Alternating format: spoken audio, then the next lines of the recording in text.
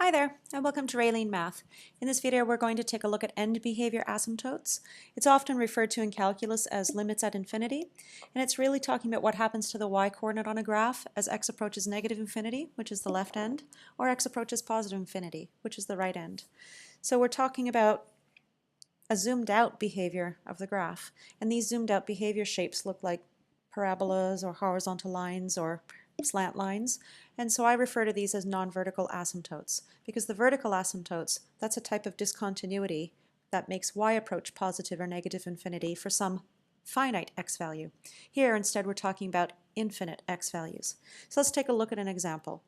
If we see a graph, here's a function, 2x cubed minus 2x plus 1 all over 2 minus x.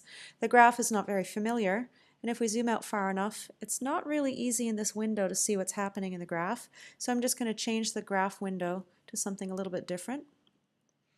And we can see that if we zoom out far enough now, you notice we're going 1 horizontally and then up 10 on the graph here. So we've got a different horizontal and vertical scale. It's getting much bigger vertically than it is horizontally. But if we zoom out, eventually this graph looks kind of like a concave down parabola. And we can see from the algebra why that is. Because the leading term of the top, 2x cubed, divided by the leading term of the bottom, negative x, gives us y equals negative 2x squared, which is a concave down parabola. Now that's not exactly the same graph as the blue graph, but when we zoom out far enough, those two graphs look the same. Now if I were to completely do long division, this cubic divided by this linear would have some other terms, a bx plus a c, and long division would find out those values exactly. But when we're talking about zooming out and we're letting x approach infinity, going through values like 700 or 7 million, negative 800, negative 80,000, the lower ordered terms do not contribute as much to the calculation of the y-coordinate as the leading term, because the higher the exponent, the bigger that value is going to be for x once we square it or whatever, compared to the other lower ordered terms. So here we have a sense that this lower ordered, this simpler term, this negative 2x squared graph, is what this blue graph looks like when we zoom out far enough. So if I wanted to ask, as x approaches infinity on the blue graph, what does y approach? You don't really need to know what that blue graph looks like. You just need to know it has the same end behavior or zoomed out behavior as the red graph. And this is a simple transformation of a parent function. So we know that as x approaches infinity, goes to the right, y is going to go down to negative infinity. And similarly on the other side, as x approaches negative infinity, for this particular graph, y also approaches negative infinity. So then how can we use this to evaluate a limit question? Well, let's take a look at this one. As x approaches infinity on this function, how could we work it out, and what does it mean to the graph? Well, as soon as we see x approaching infinity or negative infinity, we know we're zooming out. So we know that we're talking about a non-vertical asymptote. Furthermore, if y approaches a constant value, we have a horizontal asymptote. The graph is looking like a horizontal line. Just like in the previous graph, we saw a parabola shape. I would call that a parabolic asymptote. So a favorite method in calculus classes here is to take the function, let's call this method 1, and recognize that the highest exponent on x is 2, and so we're going to multiply the fraction by 1 in the form of 1 over x squared in the top and bottom. And so this gives us a strategy, and it gives us a lot of busy work, but it doesn't actually lead to any understanding of what's happening graphically. So we work this out. Again, we've chosen x squared here so that it's going to divide through with the 9x squared and give us a constant. And so we're going to get 5x over x squared, which is 5 over x, because we're going to distribute this through here, minus 9x squared over x squared is just 9, plus 2 over x squared. And then we do the same thing through the bottom, and we get 1 over x plus 1 over x squared plus 3. And then we can apply the property of limits to the top and the bottom, which says that the limit as x approaches infinity of each term will be equivalent to the expression beforehand. Now I'm going to take the limit in front of the negative but keep the 9 behind. Now I'm going to think graphically at this stage.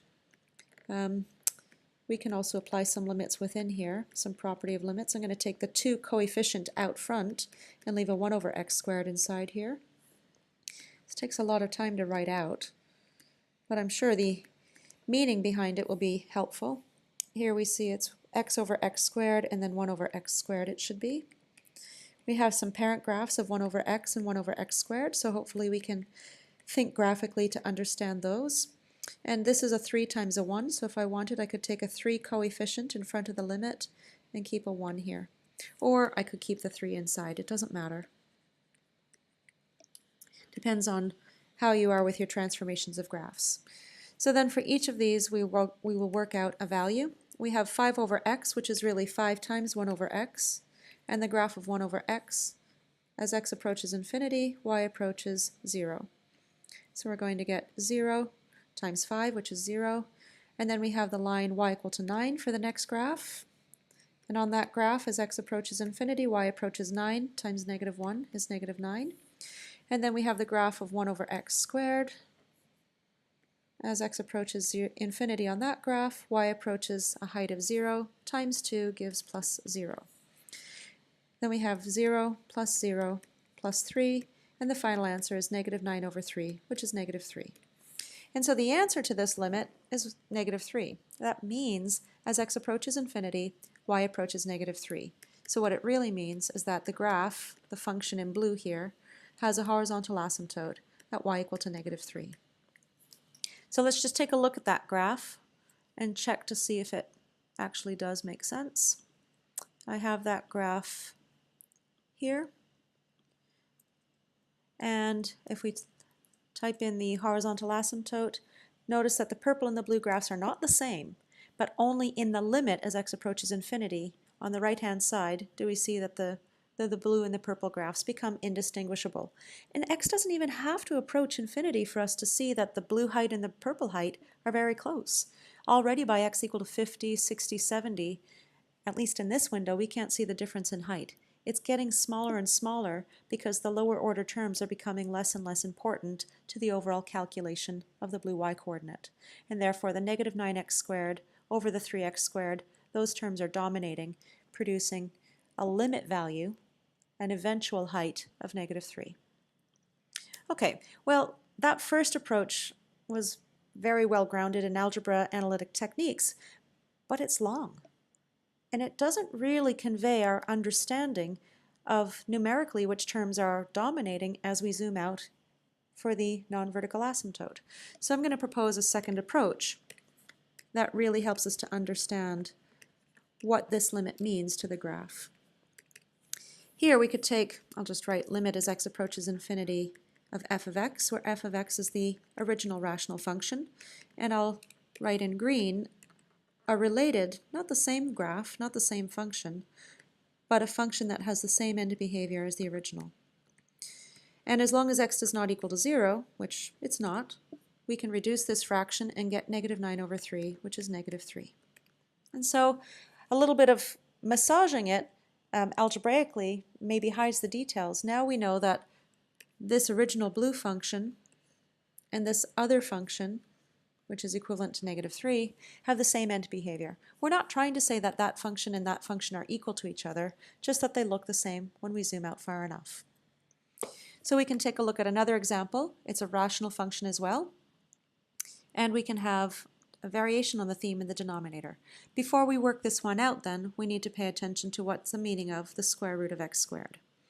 And if we're not careful, we might say the square root of x squared is just x, but this isn't correct, because we know the square root of 25 is only positive 5. And that could have been the square root of 5 squared, and so they cancel, the squaring and the square root giving us 5. But we could have had negative 5 in brackets squared. And here the squaring and the square rooting do not cancel to leave us with negative 5, because we have to have a positive output, or at least a non-negative output, from the square root. So what we have to do here is force the answer to be positive by taking the, or to be non-negative, and take the absolute value. And so if you're not sure about that, you can make a table of values, or we could take a look at a graph to see.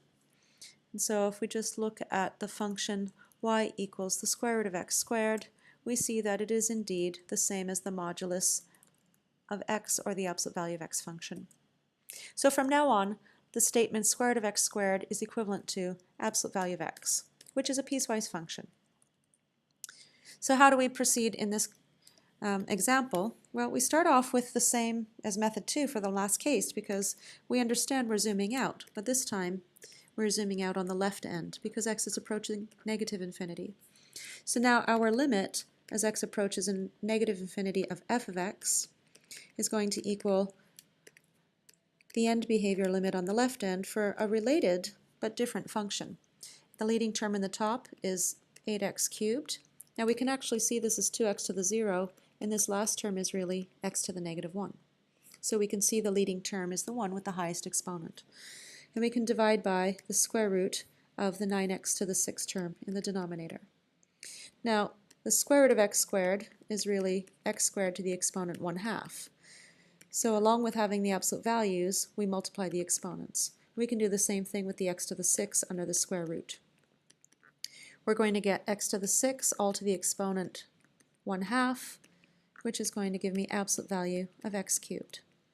And because we have the same degree top and bottom, just with this piecewise behavior, we know that we will get a constant for the answer. I'm also going to take the 9 outside of the square root as absolute value of 3, which is 3, and I can take the 8/3 fraction in front of the limit by properties of limits. And so here, as x approaches negative infinity, we have the function is simplified to the x cubed over the absolute value of x cubed. Now recalling that the absolute value of stuff produces one of two outcomes depending on the input, either negative stuff if stuff is negative, or we get just stuff if the stuff is non-negative, meaning positive or 0. The stuff here is x cubed, and we know that x is approaching negative infinity, so we're using the top example. Stuff is less than 0, so I'm going to replace the absolute value of x cubed with negative x cubed. And now we have, there's that common factor. We can reduce it as long as x is not 0, which x is not trying to be. And we have a negative 1 multiplied by 8/3 to give us negative 8/3. And so we end up having a horizontal asymptote because y approaches a constant, but it's specifically on the left end because x is approaching negative infinity for the original function at an equation of y equals negative 8/3. But this piecewise behavior might suggest that we should really consider what happens as x approaches positive infinity. So we have the same limit of the original function being related to a simpler function whose end behavior or zoomed out asymptote is the same. And we have, I've lost my exponent here, I think this is 3. We have 8x cubed over 3 times the absolute value of x cubed here. But in this case, we now have that x is greater than 0, and therefore the absolute value of x cubed is equal to positive x cubed. And so we're going to get a different coefficient here. We'll still have the 8/3 in front, but then we get x cubed over x cubed, which reduces to 1, as long as x does not equal to 0. And so 1 times 8/3 gives us 8/30. So we have a right horizontal asymptote at a different height. And we see this piecewise behavior in another parent function. It should remind you of the absolute value of x over x. Now we often think of this as the basic jump discontinuity, but it also, rather than only talking about inside behavior at some finite x coordinate, we can also talk about end behavior. And on this particular graph, as x approaches infinity, y approaches a height of 1, and as x approaches negative infinity, y approaches a height of negative 1, which is the same that we've been seeing in these two right and left horizontal asymptotes. So if we take a look at this graph, we see it's got different piecewise behavior at the left and the right ends. For the right, y approaches a height of 8/3, and for the left, y approaches a height of negative 8/3. And I'm just going to suggest that that's for x greater than 0, and that's for x less than 0. And so we see essentially the same absolute value of x over x graph with a horizontal, or a vertical scaling rather, of 8/3, which is why we're at heights different from 1 or negative 1. But we're not focusing on the inside behavior around x equal to 0, we're focusing on the end behavior. Well, there you have it. That's limits at infinity, also known as zoomed out behavior end behavior asymptotes, or non-vertical asymptotes. That's all for now.